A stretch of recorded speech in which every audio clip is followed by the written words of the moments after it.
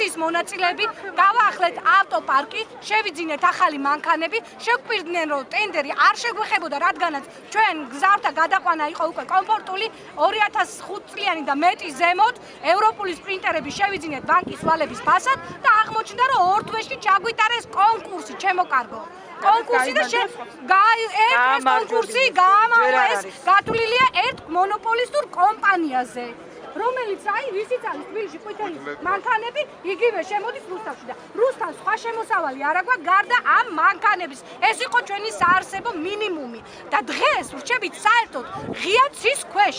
ყველანაირი ფაქტიურად არსებობის უფლებას გვართულებს. ჩვენ აქ ვართ უკვე სასოწარკვეთილი ადამიანები. აი ჩვენ მოვითხოვთ ახლა მთავრობისგან სამართლიანობის აღდგენას. სხვა ჩვენ პოლიტიკური არანაირი მოთხოვნილებები არ აგვაქვს. უბრალოდ მოვითხოვთ კონკურსის გადადებას. რამოდენიმე წლით რათა დავფაროთ ეს ბანკის ვალები, რომლების დღესდღეობით გვაქვს აღებული, ჩადებულია შიგ მანქანები და ბინებით. თქვა, აი, როდესაც შეხვდნენ პირადად ჩვენთვის არ უთქვამთ, მაგრამ როდესაც შეხვდნენ ჩვენი წარმომადგენლები ქალაქის მერს და ქალაქის თვითმმართველობას, ჩვენ ამას ვერ ვწყვეთ, ამას წყვეტენ ზემოდან. ხო და აგერ ზემოთ მოვედით, მაგრამ პაციშვილი პასუხს არ გვწევს. მცირე მეწარმეებია. ჩვენ ვართ ინდ მეწარმეები. გვართმევენ ჩვენს მიერ შექმნილ სამუშაო ადგილს.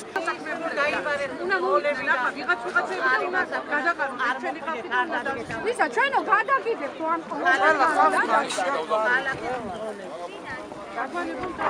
ვინც არ მუშაობს ისინი დაასაქმენ, ესენი დასაქმებულები. ძალიან ცუდი რამ მოხდება. 1500 ადამიანს ვტოვებენ დაახლოებით სამუშაო ადგილის გარეშე. გაუქმებლები შემოიყვანონ, ეს იქნება კატასტროფა. ნუ წარმოიდგინეთ, ეხლა გვეუბნებიან დაგასაქმებთ, მაგრამ ამ დასაქმებაში არანაირი აბსოლუტურად არაფერი არ იგულისხმება, პირიქით უარესი მოხდება. ის მანქანები, რომლებიც ყავს 30000 დოლარი ბანკთან აქვს, ხო? ურთიერთობა ის მანქანების აწავა და რანაირად უნდა ის ხო სახლიდან გამოაძევებენ, ვინ გაპატიებს მაგას, ბანკში რო ფული არ შეიტანო.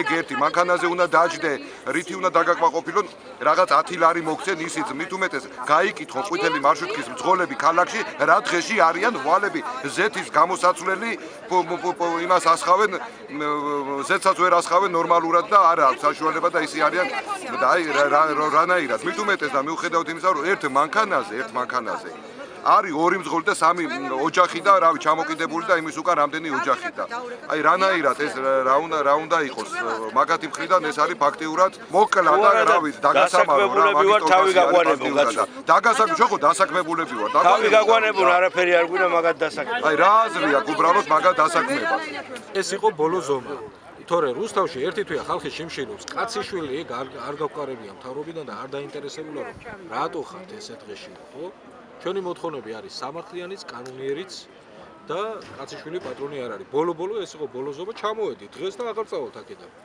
იმიტომ რომ თვითონ არმანია და კალაძე გამოსულები იყვნენ, დაგვირდნენ რაღაც სიკეთეებს, მერე დაიმალნენ. ეხლა ჩვენ ჩამოვაკითხეთ. მაინც სახს და კარგავდა ბარემად.